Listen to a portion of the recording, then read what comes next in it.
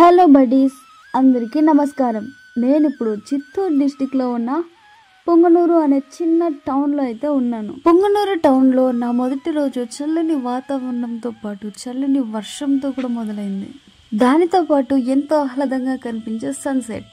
పొంగనూరులో ఉండే ప్రత్యేకత అంతా ఇంత కాదు. ప్రస్తుతానికి నేను ఇప్పుడు ఒక గోశాలలో ఉన్నాను. పొంగనూరులో దేవాలయాలు ఎంత ప్రసిద్ధి చెందాయో అలాగే ఈ గోవులు కూడా అంతే ప్రసిద్ధి చెందాయి. ఎందుకంటే వీటి హైట్ వచ్చేసి 1 మీటర్ కూడా ఉండదు. చూడడానికి ఎంతో అందంగా చెవులు పిల్లి కంటే కాస్త పెద్దదిగా ఉండే ఈ ఆవులు ఎంతో చూడడానికి చూడముచ్చటగా ఉంటాయి. వీటి ధర దాదాపు 5 లక్షల నుండి 10 లక్షల వరకు ఉంటుంది, కేవలం ఒక్క ఆవు. ఈ ఆవుల్ని మనం మొదటిసారి చూడడం వల్ల నాకైతే ఈ ఆవులన్నీ చాలా బాగా నచ్చాయి. ఎందుకంటే ఇవి చాలా చిన్నగా చూడడానికి చాలా అందంగా ఉన్నాయి. పొంగనూరులో కేవలం గోవులు మాత్రమే ప్రసిద్ధి అంటే పొరపాటేనండి. ఎందుకంటే ఇక్కడ దేవస్థానాలు కూడా అంతే ఎక్కువగా. నాకు తెలిసి పొంగనూరులో అన్ని స్పెషలే అనుకుంటా. ఎందుకంటే ఇక్కడ పండే చింతపండు కూడా చాలా స్పెషల్ అంట. పొంగనూరులో అధిక మొత్తంలో చింతపండుని పండిస్తారు. అందుకని ఇది చింతపండుకు కూడా స్పెషల్ అని చెప్పుకోవచ్చు. మనం ఎక్కడికి వెళ్ళినా ఏం చేసినా ఎలా ఉన్నా మొదటైతే తినాల్సి ఉంటుంది. తినాలి అంటే మనకి ఫుడ్ కూడా అంతే టేస్టీగా కావాల్సి ఉంటుంది. కాబట్టి ఇక్కడ స్పెషల్ ఫుడ్ ఐటమ్ ఏంటి, అది కూడా ఓన్లీ మార్నింగ్ మాత్రమే చెప్తాను. నెక్స్ట్ ఫుడ్ ఐటమ్స్, పొంగనూరులో మసీద్ పక్కనే ఉన్న ఒక హోటల్కి అయితే వెళ్ళాం.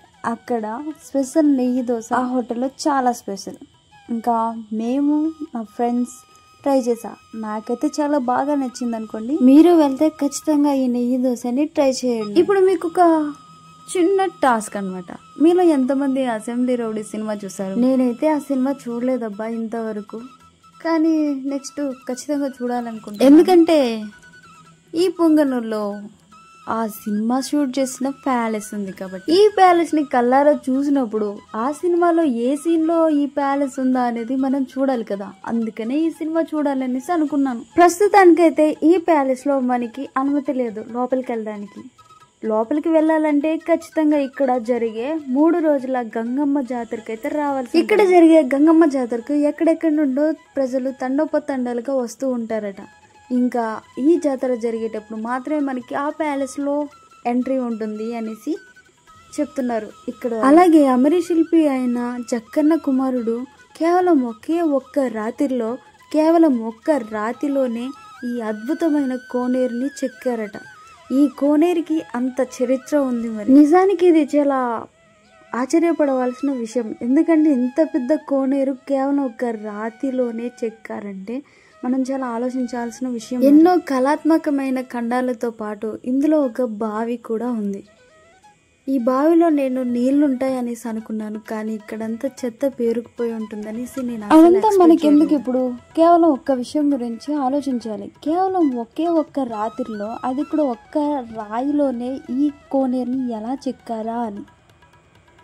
అదంతా పెద్ద విషయాన్ని మనం ఆలోచించే అంత ఇంటెలిజెంట్ ఫెలోస్ కాదు. కాబట్టి ఇంకా నెక్స్ట్ వెళ్ళిపోదాం వేరే విషయం. ఎండల్లో తిరిగి అలసిపోయిన మాకు సేద తిరగడానికి ఒక ఫ్రూట్ జ్యూస్ షాప్ కనిపించింది. ఇంకా వెంటనే అక్కడ ఆగి పైనాపిల్ జ్యూస్. ఈ ఎండకి ఆ పైనాపిల్ జ్యూస్ కి ఏం పొందన లేదనిపించింది. ఎందుకంటే అది లైట్ కూలింగ్ ఉంది, ఇంకా లైట్ షుగర్ ఉంది. సో మనకేమో ఈ ఎండలో తిరిగినందుకు హెవీ కూలింగ్ కావాలి విత్ షుగర్ కావాలి. మనకి స్వీట్ లేకపోతే ఏమి దిగదు. ఓకే అనేసి సరిపెట్టుకొని ఇంకా నైట్కి అయితే డిన్నర్కి బయలుదేరాం. అది కూడా ఒక రెస్టారెంట్కి అయితే వెళ్ళాము. యాక్చువల్గా దీన్ని గూగుల్ మ్యాప్లో టైప్ చేస్తే గూగుల్ ఏమో ఎక్కడో 1 కిలోమీటర్ వరకు ఆపోజిట్ డైరెక్షన్లో నడిపించింది. తర్వాత నోరు మూసుకొని ఆటో ఎక్కి మళ్ళీ రెస్టారెంట్కి అయితే వచ్చాక సైలెంట్గా ఉంటామా, మాటలు రన్ చేపలతో మాటలు వచ్చే సౌజన్యం కాసేపు ఆడుకుందాం. ఓ మై గాడ్, ఇంకొక విషయం చెప్పడమే మర్చిపోయాను. ఏంటంటే మన ఛానల్ ఇంతవరకు సబ్స్క్రైబ్ చేయకపోతే ప్లీజ్ సబ్స్క్రైబ్ చేసుకోండి మీరు ఫస్ట్ టైం చూస్తున్నట్లయితే. అండ్ ఈ వీడియోకి ఒక లైక్ ఇవ్వండి. మరెన్నో ఇలాంటి వీడియోస్ని మీ ముందుకు తీసుకొస్తాను ఖచ్చితంగా. అండ్ ఇంకొక ఫేవర్ చేసి పెట్టండి, ఈ వీడియోని వీలైనంత వరకు షేర్ చేయండి. Thank you buddies. రెస్టారెంట్ లోపలికి అయితే వెళ్ళాము అండ్ ఫుడ్ అయితే ఆర్డర్ కూడా ఇచ్చేస్తాం. ఆ ఫుడ్ వచ్చే లోపల మేము సైలెంట్గా కాసేపు ఆడుకున్నాం కూడా. రెస్టారెంట్ కదా అనేసి డీసెంట్గా కూర్చోకుండా మేము మాకు నచ్చినట్లుగా నవ్వుకుంటున్నాం, ఆడుకుంటున్నాం, ఇష్టం వచ్చిందే చేసుకుంటున్నాం. తర్వాతకి ఫుడ్ అయితే వచ్చేసింది అనుకోండి. మీరు ఎవరైనా బిర్యానీ ఫ్యాన్స్ ఉన్నారా? నేనైతే రోజు బిర్యానీ తిని తిని అలసిపోయాను అనుకోండి.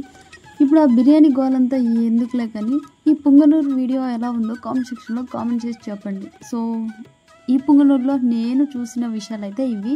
సో మీతో షేర్ చేసుకున్న ప్రతి ఒక్క విషయాన్ని సో మీకు ఖచ్చితంగా నచ్చి ఉంటుందనేసి అనుకుంటూ ఇక బాయ్.